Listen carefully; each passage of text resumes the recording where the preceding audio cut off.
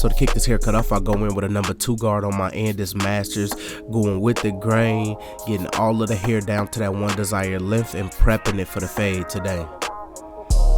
As you guys can see, I'm just keeping everything consistent, going piece by piece or strip by strip or even panel by panel, making sure or ensuring that I am getting the hair down to that one desired length. If you're able to get through the 17-minute video today, I promise you're gonna be more than proud. Y'all know what time it is. Hashtag TBT, gas and smoke is in the air. Focus up, let's get to this money. So when I'm cutting a client like this, or a client who isn't really a waver but they want to keep the hair dark up top and go into like a ball fade, I like to create a dope transition, but I like to consistently train the hair and try to get the hair to lay down as much as possible before I break into my lineup.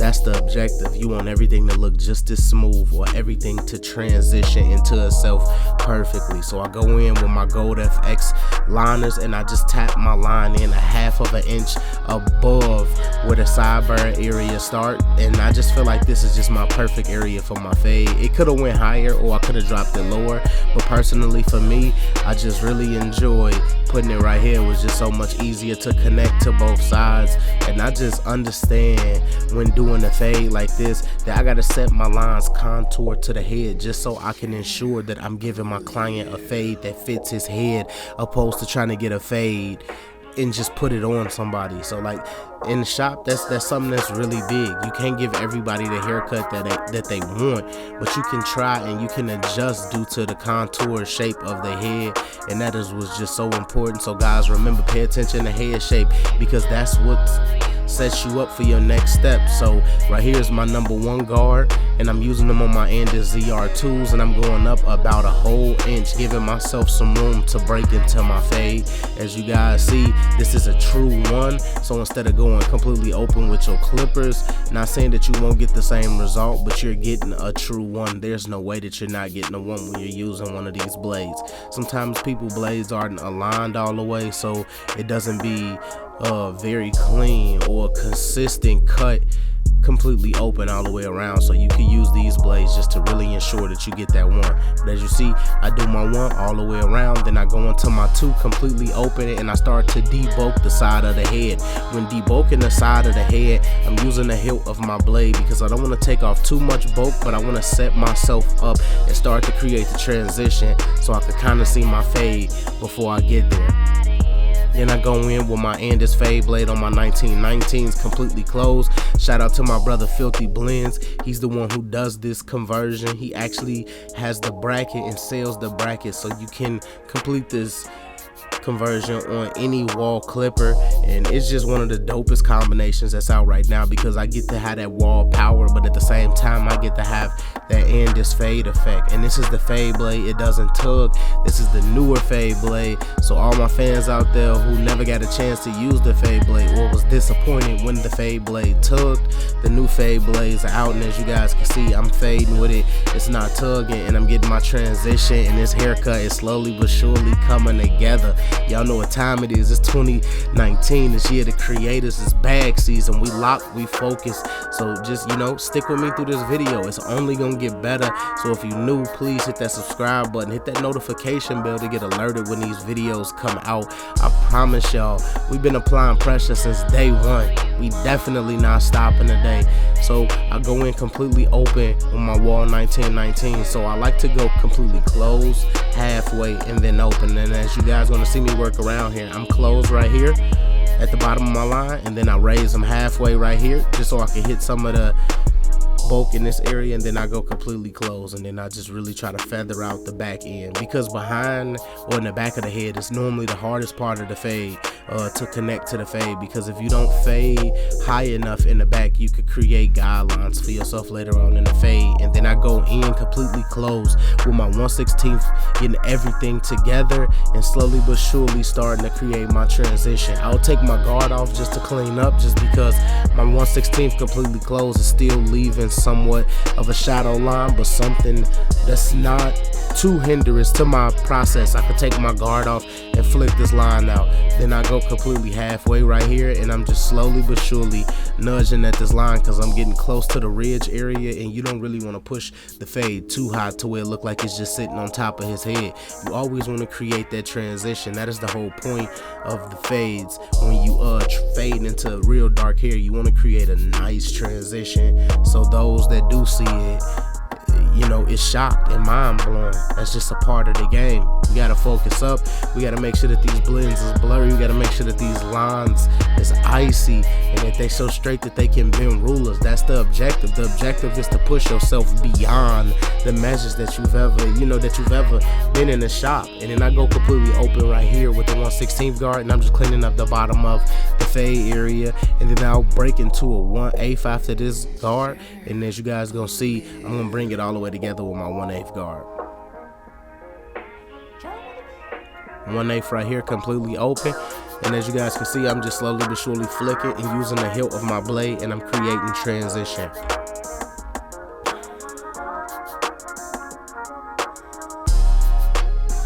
Just remember, no matter what, always brush one and fade one. Keep everything consistent.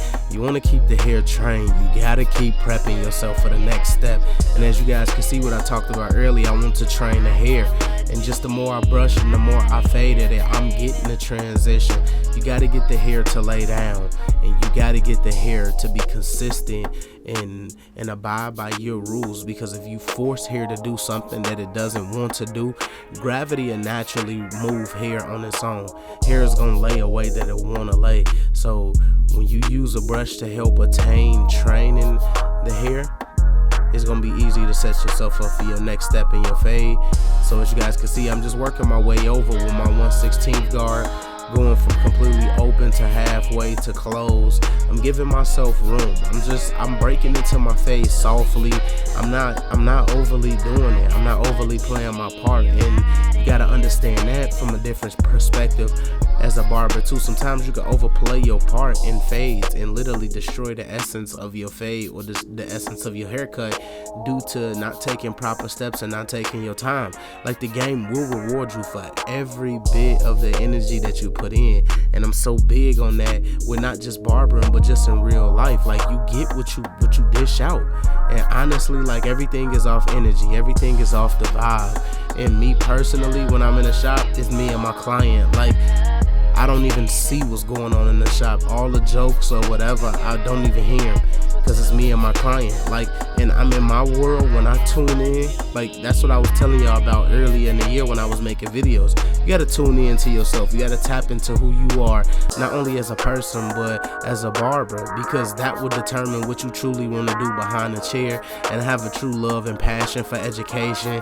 I have a true love and passion for motivating people, and I have a true passion for just growing, not only for the masses but growing from within. Like, that is very big, and it's been so essential to my process, because you guys have been able to walk with me through every step and every time I done got better in this game. And sometimes we never acknowledge it, but y'all been with me since day one, and I was not producing this type of work since day one. So just the fact that I could grow before y'all, and I could instill y'all to want to be greater or to even do something greater or push your work beyond the limits, is so heartwarming to me, because I could never find this game before I was on YouTube, and that's what made me make my YouTube. Like, I wanted to get a game away the way that I never received it, and that was very vital and important to me. So if you in that comment section, hashtag TBT, Glacier Gang, all of that, y'all know, like, it's bag season. We already, like, we making it happen slowly but surely. As you guys can see, the transition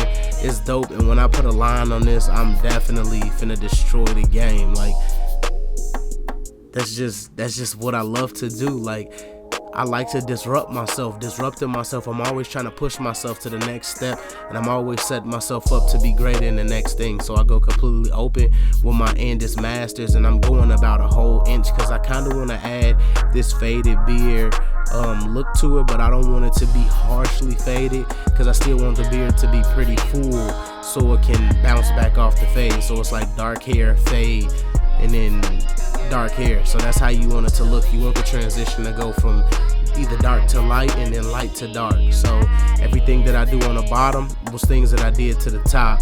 So it's just like common denominators, it's just reciprocated. So you got to understand, whatever you do to the top, you do to the bottom. And in reference to the lining or to the beard, whatever you do to one side, you do to the other. That's how you create the symmetricalness, and that's how you keep yourself in line. Reference points is always some of the best things to use when doing lineups or beards or things of that nature, because it keep you consistent.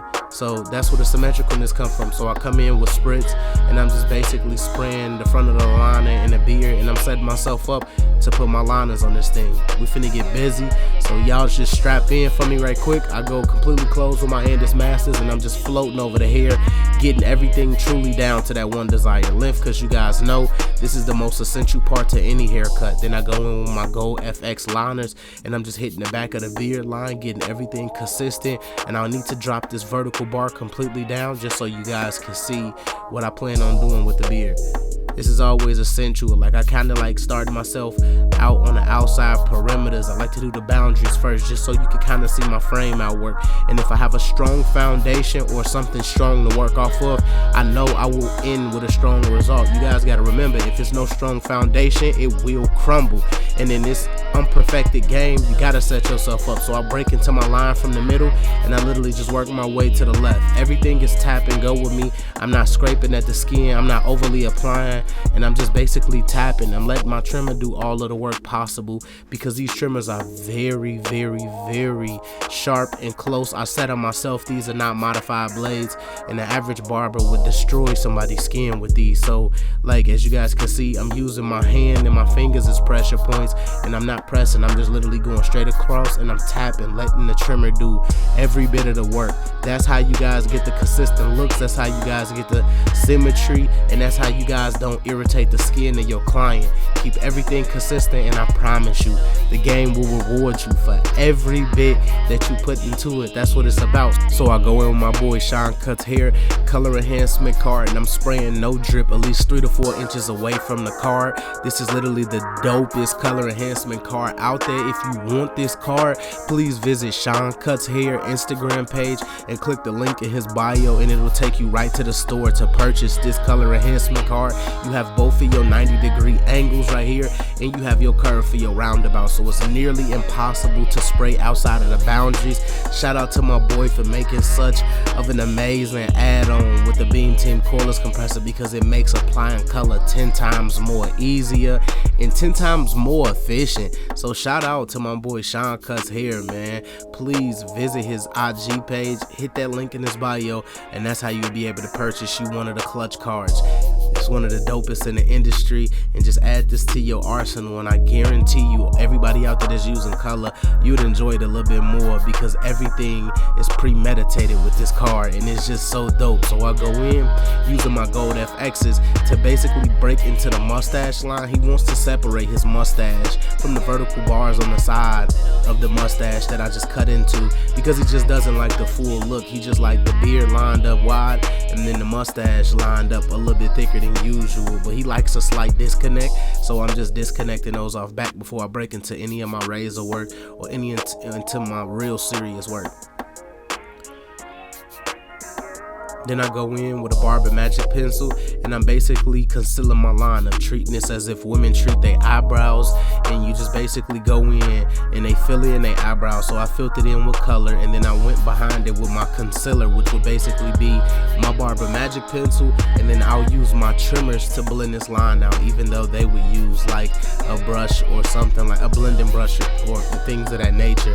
But that's just, you know, incorporating things that I see in other industries, and I'm making them work in my industry, and that's just what's amazing. You kind of got to use the tools that we was always given, just so you can create the amazing looks. And as you guys can see, I got my boy Icy Glacier Gang. We in the building. Hashtag TBT. It's bag season. You're the creators. Like we locked. This is nasty.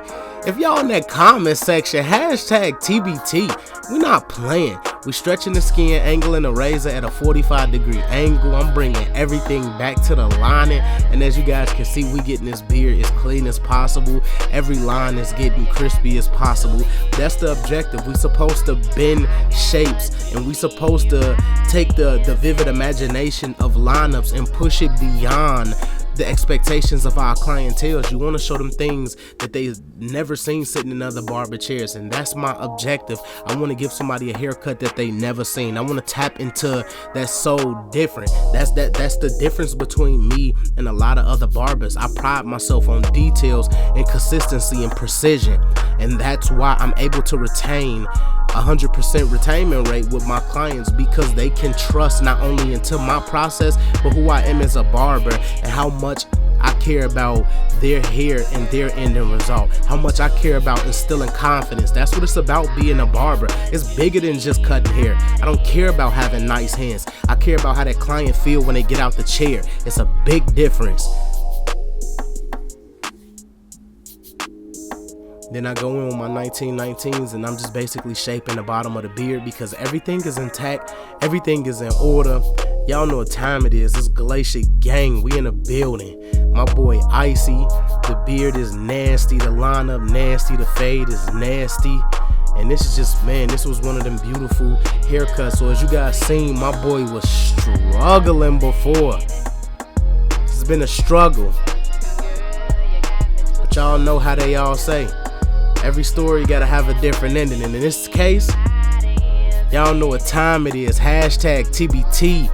It's the Beam Team. Lock in, focus in, strap up, and let's get this money.